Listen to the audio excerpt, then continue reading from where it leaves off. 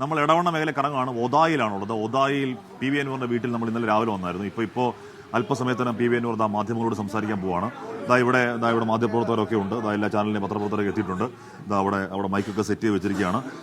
ഒതായിൽ P V അൻവറിന്റെ വീട് കഴിഞ്ഞ കുറേ നാളായി കഴിഞ്ഞ കുറേ നാളായി മാധ്യമങ്ങളുടെ ശ്രദ്ധാകേന്ദ്രമായി വരികയാണ്.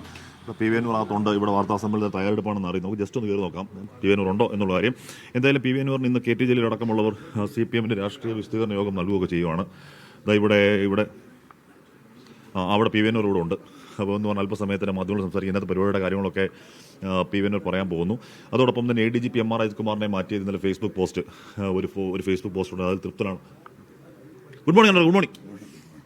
അപ്പോൾ ഇന്നലെ പരിപാടി കഴിഞ്ഞപ്പോൾ ഉറങ്ങി എഴുന്നേറ്റുള്ളൂ. ഒരു പരിപാടിയുടെ ഒരു വിലയിരുത്തൽ എന്താണ്? വിലയിരുത്തൽ കുഴപ്പമില്ലാത്ത, നമ്മൾ ഉദ്ദേശിച്ച ഒരു ആളുടെ വികാരം ശരിക്കും പ്രകടിപ്പിച്ചിട്ടുണ്ട്. മഴ പ്രശ്നം ഉണ്ടായിരുന്നു. അതുകൊണ്ട് തന്നെ 2 വീലേഴ്സ് ജില്ലയുടെ വിവിധ ഭാഗങ്ങളിൽ നിന്ന് വരാനുള്ള ആയിരക്കണക്കിന് ആളുകൾക്ക് എത്താൻ കഴിഞ്ഞില്ല. കനത്ത മഴയായിരുന്നല്ലോ. രാവിലെ തൊട്ട് ഉച്ചയ്ക്ക് ശേഷം ഭയങ്കര ശക്തമായി. ആ ഒരു കുറവുണ്ടായിരുന്നു. പക്ഷേ അവരൊക്കെ നമ്മളെ കമ്മ്യൂണിക്കേറ്റ് ചെയ്യുകയും ഈ പറഞ്ഞതുപോലെ മറ്റൊരു സംഭവം എന്ന് വെച്ചാൽ ടെലിവിഷനിലും ബാക്കിയുള്ളത് കൃത്യമായിട്ട് കാണാം. ഈ കാലാവസ്ഥയുടെ പ്രതിസന്ധിയും മറികടന്ന് അവിടെ വന്നവരാണ്. അത്രയും വാശിയിൽ വന്നവരാണ്. അത്രയും വാശിയുള്ള പ്രവർത്തകരുണ്ടാകുക എന്ന് പറഞ്ഞാൽ ഒരു പൊളിറ്റിക്കൽ പാർട്ടിയുടെ ഒരു അടിസ്ഥാനം തന്നെ അതാണ്.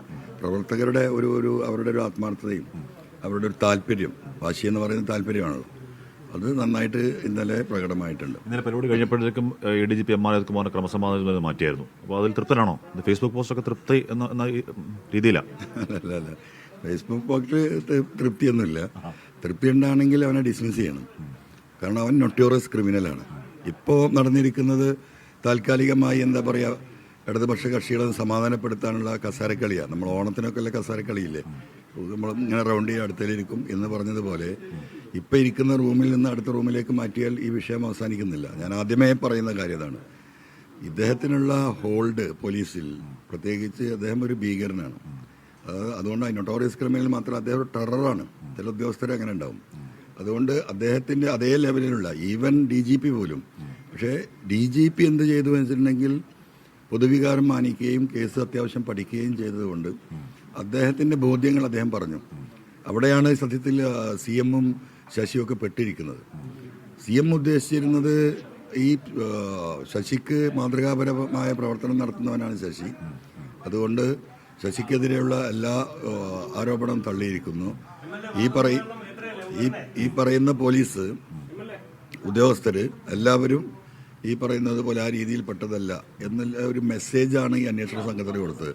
അജിത് കുമാറിനെ വെള്ള പൂശുന്ന മെസ്സേജായിരുന്നു CM പത്രസമ്മേളനങ്ങളൊക്കെ ആവർത്തിച്ചത്. സ്വാഭാവികമായും അതിൽ നിന്ന് എന്താണ് പറയേണ്ടത്? നിങ്ങളൊക്കെ തന്നെ റിപ്പോർട്ട് ചെയ്തതാണ്. ഇനിയൊരു റിപ്പോർട്ട് ഈ അജിത് കുമാറിനെതിരെ DGP കൊടുക്കാൻ സാധ്യതയില്ല. കാരണം മുഖ്യമന്ത്രിയുടെ മനസ്സ് കൃത്യമായി അദ്ദേഹം അറിയിക്കുകയാണ് ചെയ്തത്. പക്ഷേ DGP അതിനപ്പുറമുള്ള ഒരു സ്റ്റാൻഡ് എടുത്തു. അദ്ദേഹം കൊടുത്തിരിക്കുന്ന റിപ്പോർട്ട് ഇദ്ദേഹത്തെ സസ്പെൻഡ് ചെയ്യണമെന്നാണ് ഞാൻ മനസ്സിലാക്കുന്നത്. ആ സസ്പെൻഷൻ ഒഴിവാക്കിക്കൊണ്ട് തൽക്കാലം കസേര മാറ്റിയിരുത്തുകയാണ് ഇപ്പോൾ ചെയ്തിട്ടുള്ളത്. അതുകൊണ്ടൊന്നും ഈ വിഷയം അവസാനിക്കുന്നില്ല. നമ്മൾ ഈ പോരാട്ടം തുടരും. ഈ രീതിയിൽ കാര്യങ്ങൾ പോവുകയാണെങ്കിൽ ഞാൻ ആദ്യം പറഞ്ഞതുപോലെ തന്നെ നമ്മൾ ഹൈക്കോടതിയെ സമീപിക്കുക മാത്രമേ നമുക്ക് അവസാനത്തെ രക്ഷയുള്ളൂ.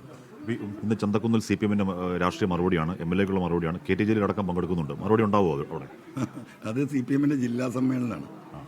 അവരിപ്പോൾ 2-4-5 ദിവസമായി ചെയ്തുകൊണ്ടിരുന്നത് എല്ലാ ബ്രാഞ്ചിൽ നിന്നും ഇത്ര ആളുകൾ, ജില്ലയിൽ ആയിരക്കണക്കിന് ബ്രാഞ്ചുണ്ട്, വരണമെന്ന് കർശനമായ നിർദ്ദേശം കൊടുത്തിരിക്കണം. അപ്പോൾ CPM-ന്റെ ഒരു ജില്ലാ സമ്മേളനമാണ് അവർ പ്ലാൻ ചെയ്തിരിക്കുന്നത്. അത് നടക്കട്ടെ. അതിൽ ജലീൽ പങ്കെടുക്കുന്നതുകൊണ്ട് ഇപ്പം ഞാൻ ബേജാറാവേണ്ട കാര്യമൊന്നുമില്ലല്ലോ. ഞാൻ ജലീലിനെ കണ്ടിട്ട് പൊളിറ്റിക്സിലേക്ക് ഇറങ്ങിയതല്ലോ. ജലീലിൻ്റെയൊക്കെ സ്റ്റാൻഡും ജലീലിൻ്റെയൊക്കെ ധാരണയും എന്താണ് എന്നുള്ളത് മനസ്സിലായില്ല. എന്ത് മധുരമാണ് ജലീലിന് CPM കൊടുത്തതെന്ന് എനിക്ക് മനസ്സിലായില്ല. എന്തോ ആട്ടെ, അതൊക്കെ ഓരോരുത്തരുടെ ഇഷ്ടം. എന്താ മധുരം കൊടുത്താ? അല്ല, മധുരമുണ്ടെങ്കിൽ ഇപ്പോൾ ഇങ്ങനെയാവുമോ? കേരളത്തിലെ ജനം, ഞാൻ പറയുന്നതല്ല, കേരളത്തിലെ ജനം പറയുന്നതാണ് മധുരമാണ് കൊടുത്തതെന്ന്.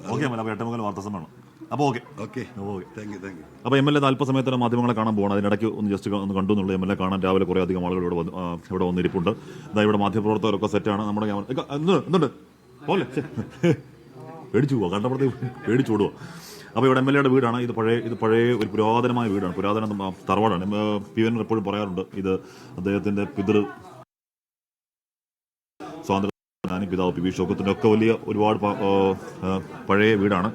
അവിടെയാണ് അവിടെ P V Anvar M L എയുടെ വാർത്താ സമ്മേളനത്തിലുള്ള ഒരുക്കങ്ങളൊക്കെ അവിടെ തയ്യാറാവുന്നു. ഇവിടുത്തെ പ്രധാനപ്പെട്ട മാധ്യമ സിംഹങ്ങളൊക്കെ ഇങ്ങോട്ടേക്ക് എത്തിയിട്ടുണ്ട്. അപ്പോൾ എന്തായാലും പി വി അൻവറിന്റെ വാർത്താ സമ്മേളനം കയറുമ്പോൾ നമുക്ക് ഒരിക്കൽ കൂടി അതിലൂടെ കയറാം.